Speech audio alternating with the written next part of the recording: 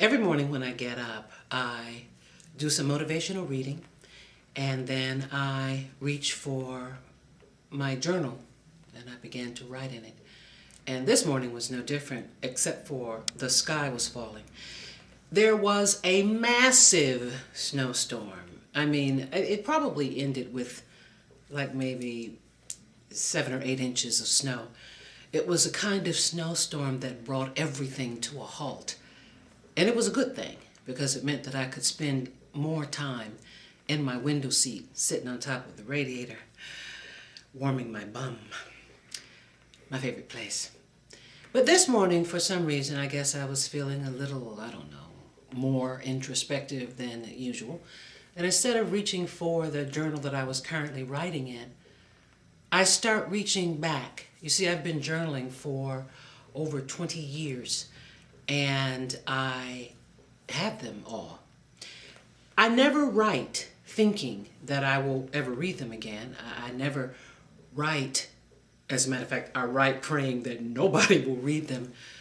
It's more something that I need to express. There are things that I need to entertain, things that I need to do, and things that I need to clear out is the reason that I write. But on this morning, I went digging for all the journals, and I found them, and I began to read the pages. I found out a couple of things, or a lot of things really. First of all, I'm funny. And my life and the way that I've looked at it, before I knew what I know so far, was tragic and hilarious, if there could be such a combination. I'll give you an example. There was this one series of pages where I was like jonesing over somebody. I actually wrote, "I must to have him."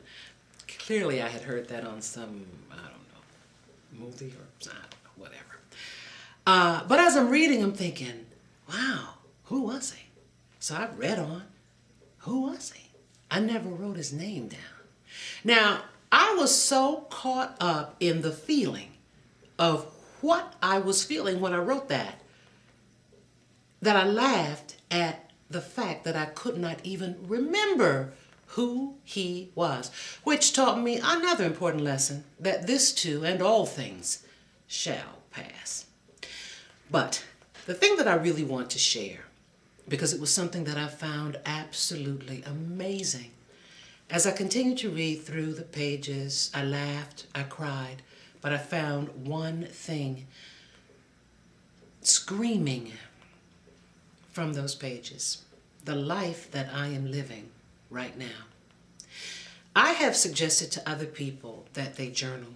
I think that journaling is the best way to entertain your thoughts. And when you think about being entertained, I know if you invite me by and you pay attention to me and you make me feel good, I'm coming back.